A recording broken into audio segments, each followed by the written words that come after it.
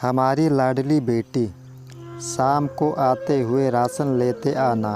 और हाँ, मुन्ना के स्कूल में फीस भरनी है, उसके लिए पैसे देते जाओ।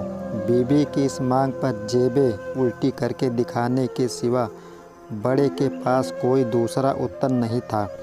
माथे पर चिंता की शिकनों के साथ सवेरे तो बड़ा भाई अपने काम पर निकल गया, लेकिन उस शाम उसने पूरे परिवार के सामने इस आर्थिक संकट को दूर करने के लिए एक प्रस्ताव रखा। क्यों ना हम उस प्लाट को बेच दें जिसे बाबूजी ने लक्ष्मी को शादी में देने के लिए खरीदा था। बेटी को दी हुई चीज़ वापस नहीं मांगते, पाप लगता है। लक्ष्मी का जन्म होते ही घर खुशियों से भर गया था। तभी तुम्हारे बाप ने ये तय कर लिया था कि ये प्लाट लक्ष्मी का है, जो उसे शादी में दे दिया जाएगा। माँ ने अपना विरोध जताते हुए कहा, कौन सी बेटी? वो बेटी जो प्रेम विवाह कर घर की इज्जत को खाक में मिला गई और पिताजी की अंतिम यात्रा में भी न शामिल हुई। बड़े ने टोंट मारते हुए कहा, मेरा मुंह मत खुलवा। यहाँ कौन नहीं जानता कि लक्ष्मी को उस दिन गली के नाके से ही लौटा दिया गया था और उससे अपने पिता से आखिरी बार मिलने का हक भी छीन लिया गया था। माँ ने बेटी का पक्ष लेते हुए कहा। माँ के इस वार से दोनों बेटे चुप हो गए। न बड़ा बेटा कुछ बोल पाया, न छोटे बेटे के मुंह से कोई शब्द फूटा। थोड़ी देर की शांति के बाद छोटा भाई बोला, प्लाट बेच तो देंगे, पर क्या लक्ष्मी कागजात पर दस्तखत करेगी? मुझे नहीं लगता वो हमारा भला सोच भी सकती है। आखिर है तो औरत जात, पुरुषों की परिस्थिति कैसे समझ पाएगी? काफ़ी वाद विवाद और सोच विचार के बाद सब इस बात पर सहमत हुए और पड़ोस के मोहल्ले की लक्ष्मी की दोस्त को बोलकर लक्ष्मी को घर आने का न्योता दे दिया गया। अगले दिन सुबह से गली के नाके पर खेल रहे बड़े भाई के लड़के की बुआ आ गई की आवाज़ सुन घर वाले चौकन्ने हो गए। दोनों भाई मन में द्वेष और नफरत के साथ उसको कैसे घर में आने के लिए कहें, इसी दुविधा में थे। वो कहते हैं, ना ज़रूरत के वक्त गधे को भी बाप बनाना पड़ता है। उसी कहावत के हिसाब से दोनों भाई बहनें से बात करने के लिए तैयार हुए। दरवाजे पर जब बेटी और दामाद ने पूरे 7 साल बाद कदम रखा तो माँ की आंखें भर आई और दोनों को बड़े प्यार से घर के अंदर लेकर आई। बेटी और दामाद भी माँ का इतना स्नेह देखकर भाव विभोर हो गए। शाम को साथ में बैठे बेटी दोनों बेटों और दामाद के आगे हिचकिचाते हुए माँ ने ही प्लाट का मुद्दा उठाया। लक्ष्मी को थोड़ा अंदेशा था कि कोई बड़ी बात होगी। लक्ष्मी उसी के दिन से यह सोच रही थी कि ऐसी क्या बात हो सकती है कि जो खड़ूस भाई उसे बाप का मुंह भी दिखाने के खिलाफ थे, वो अचानक इतने कैसे पिघल गए। लेकिन अब उसको सारी बात समझ में आ गई। लक्ष्मी ने तिरछी नज़र से पति की तरफ देखा तो वो बोल पड़ा, देखिए माँ जी, शादी से पहले जो कुछ आपका था वो आप ही का रहेगा। न उस पर मेरा या लक्ष्मी का कोई हक था, न है, नहीं भविष्य में हम मांगेंगे। इसलिए आप निश्चित होकर उस प्लाट के साथ जो करना है कीजिए। आप जहाँ कहेंगे हम वहाँ साइन कर देंगे।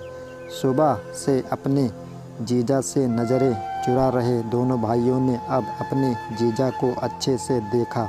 सुबह प्लाट के कागजात पर बहन को दस्तखत लेकर काम ख़त्म किया जाए, यह तय हुआ। सब इस मीटिंग को ख़त्म कर उठ ही रहे थे कि टीवी पर अनाउंसमेंट हुआ कि आने वाले 21 दिनों तक देश में लॉकडाउन लगा जा रहा है। लक्ष्मी के पति ने फ़ोन पर बात करने के बाद कहा, अब हम क्या करेंगे? लक्ष्मी, कल की बस भी रद्द हो गई है और 21 दिनों तक कोई बस नहीं है।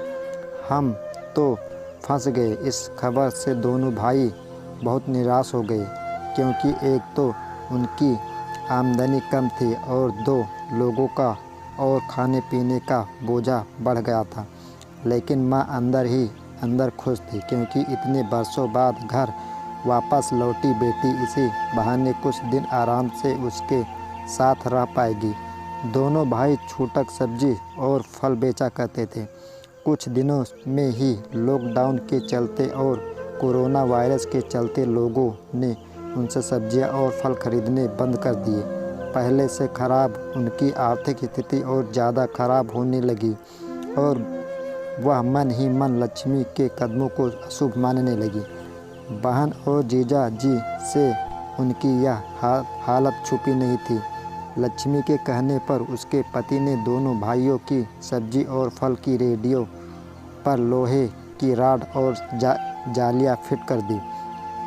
बाजार जाकर दोनों के लिए कैप, हाथों के दस्ताने और थोक के भाव से सब्जी और फल खरीद लाए।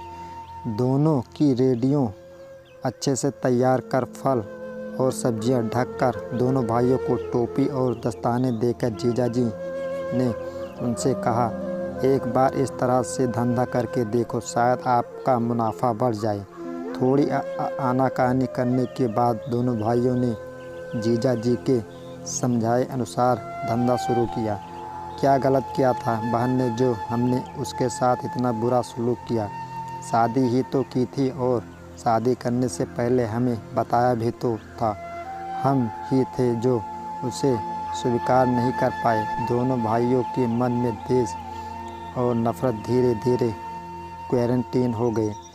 21 दिन बाद जब दीदी और जीजाजी फ्लैट के कागज पर साइन करने जाने लगे, तब दोनों भाइयों ने उन्हें रोक लिया और उनकी माफ़ी मांगते हुए वो पेपर्स उन्हें देते हुए बोले, शादी के वक्त हमने आपको कोई तोहफा तो दूर की बात है, आपका हक भी नहीं दिया, लेकिन अब इस फ्लैट को स्वीकार कर हमें प्रायश्चित करने का एक मौका दीजिए। सभी की आंखों में खुशी के आंसू आ गए और माँ ऊपर देखकर बोली, देखा आपकी लाडली ने आज फिर हमारा घर खुशियों से भर दिया। ऐसी ही कहानियाँ हर दिन आप तक पहुँचे, इसलिए आप हमारे ऑल द बेस्ट 96 चैनल से जुड़े रहें और पढ़ सकते हैं ऐसी ही बेहतरीन, इंटरेस्टिंग और भावुक कहानियाँ सीधे अपने फ़ोन पर पाएँ। धन्यवाद। कृपया अगर आप मेरे इस चैनल पर नए हैं तो लाइक, कमेंट, शेयर और सब्सक्राइब ज़रूर करें। आपका बहुत बहुत धन्यवाद।